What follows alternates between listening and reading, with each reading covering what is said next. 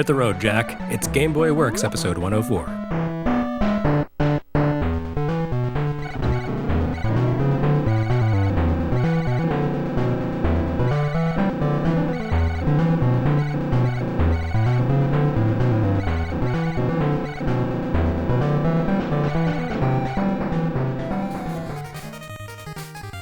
Wow, how about that?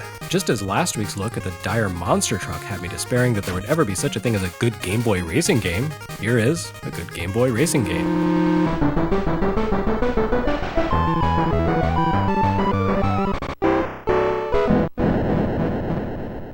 Roadster, a creation of our friends at TOSE and Tonkin House, takes that dark nemesis known as the top-down Game Boy racer and completely acquits it.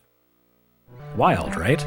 But no, there really are a lot of great design decisions at work here that make Roadster genuinely pleasant to play.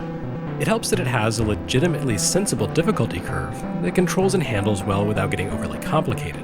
Yes, Roadster may be another top-down handheld racer, but it plays vastly better than something like Dead Heat Scramble. It's another example of the fact that TOSE could do some good development work when given freedom by a publisher.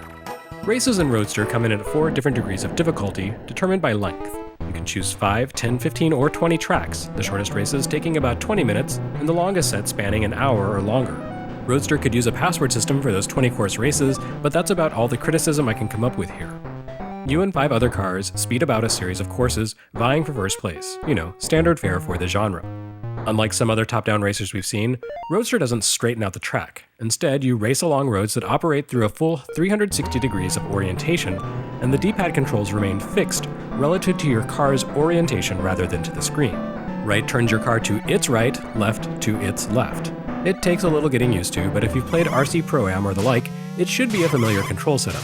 Roadster may not seem that impressive at first glance, since regardless of which of the half-dozen drivers you select, you all drive the same car. But what it lacks in visual polish, Roadster makes up for the quality of its play experience. Each of the 6 drivers here possess a handful of stats that actually make a substantial difference in how well they race. It almost feels like a dry run for Super Mario Kart, since they're largely the same. Each racer has his or her own weight stat, which determines how easily you're jostled by run-ins with other cars, how quickly you can accelerate, and your max speed on straightaways. Your body stat determines how much banging up your car can stand. Tire stat affects how durable your tires are. They tend to wear down on rough roads, or if you take tight turns at high speeds. And finally, there's the guts stat, whose nature I'm not 100% clear on, but I think it determines how likely your racer is to bail out of their car when getting bumped about by other racers. Occasionally, if you take too much damage or get pinned into a cluster of cars, your racer will hop out of their car, evidently in a panic, and you'll have to pump the A button to force them to return to their vehicle. There are a few other impediments to slow you down as well, including the need to hit the pit stop mid-race. You won't need a pit stop in the early races, but once the tracks become more treacherous and the other racers more aggressive, the pit becomes essential in order to prevent your vehicle from breaking down. Stopping in the pit replenishes your car's body and tire stats, allowing you to get back into the race. One thing I appreciate about Roadster is that it doesn't have the impossible rubber band AI you see in other racers. In other racers, a trip to the pit or even a simple mistake would probably amount to an instant loss. But here you can eventually pull back into the lead if you race well even after a wipeout or a pit stop. Another user-friendly feature, your finishing rank in each race nets you a certain number of points that accumulate over the course of the campaign. Again, like we'd see a few years later in Mario Kart. Unlike other racers that use a system like this, Roadster doesn't always put the same racers in the lead for each round. Whereas Mario Kart's system always puts you up against a rival who wins first place if you don't, and sets the score you have to overcome, here the end results appear genuinely random. This makes it incredibly easy to pull out way ahead in the early races, so if you do a 5-race competition, you'll finish the heat ahead by a long shot. But in the more extended modes, the padding of points you build up in the early races, and the fact that one other racer isn't always earning top marks, gives you a little bit of latitude to deal with complicated or challenging tracks. If you screw up and come in last in one race earning 0 points, you haven't necessarily blown the entire competition. It's a welcome touch that makes this one of the friendliest and least punitive racers I've ever played. On the other hand, if you do exceptionally well in a round, you'll earn bonus points that can be applied to your body or tire stats, increasing your car's durability for subsequent races. Roadster feels like a racer that wants to reward you for playing, and given the limitations of the platform, it's a welcome touch compared to so many games that expect console-level performance without providing players with a console-level experience. Another great touch here is that the game goes out of its way to compensate for the limited viewpoint of the Game Boy screen. Not only do you get to scan the racetrack in advance of each round to get a sense of its geography, every turn is broadcast for you by a set of arrows on the track. Again, this tilts the game toward being a bit on the easy side, but I'm fine with that. For someone who doesn't play a ton of racing games like myself, Roadster's accessibility makes it far more enjoyable than a more brutal or punishing game like Dead Heat Scramble. Plus, the arrows you see don't account for every kind of track hazard. Once you complete the first heat, you move on to dirt tracks dotted with rocks that can mess up your car unless you downshift. There are also oil slicks to contend with, as well as the sometimes aggressive driving of other racers. Roadster has some challenging moments, and the longer you play, the more difficult the courses become. Yet another thing I like about Roadster is that the tracks aren't all the same. Besides different surfaces, you'll also get different layout types. Some tracks are closed circuits that require you to complete several laps, but others are extended roads that comprise more of a start-to-finish rally-type race. These rally tracks often feel like they consist of sections of the closed circuits that have been opened up into alternate paths, and it's kind of an impressive vibe to get from a Game Boy racer of this vintage.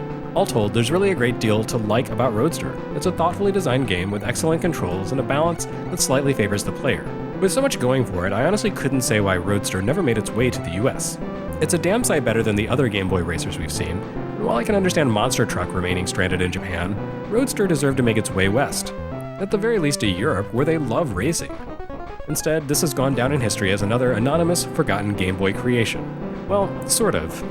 In researching this episode, I learned that French publisher Titus produced a Nintendo 64 and Game Boy Color game in 2000 by the name of Roadsters. While it's no relation to this game, with its behind-the-car perspective even on Game Boy Color, there was another Titus Roadster project that never saw the light of day. Called Roadsters 98, this appears to have been almost a Game Boy Color reworking of Tonkin House's game. They're not 100% identical, but the two games have a lot in common, including their controls, their track layouts, and even the on-track power-up items. The developer on Roadster 98 was a firm by the name of Genetic Fantasia, whose name shows up attached to a few other games that were apparently killed by publishers, including an extremely intriguing Bomberman conversion for Jaguar. As it turns out, Other Ocean creative director Mike Mika was part of Genetic Fantasia, and according to Micah, Roadsters 98 actually began life as a behind-the-car outrun-style game, similar to the game that did eventually make it out as Roadsters. But Titus pushed to make it a top-down game, then cancelled it. While Micah doesn't remember the details that well, he says it's possible that Titus did point them to Roadster as an example of a great Game Boy racing game. So this could be one of those insane coincidences, but then again, maybe it's not. In any case, Roadsters 98 is an interesting footnote for Roadster, a Game Boy racer that deserves better than the abject obscurity to which it's been relegated by history. Roadster is relatively expensive among Game Boy releases, commanding about $25 for a bare cart these days. But if you're looking for a quality racing experience on a crusty old handheld, you could do a lot worse.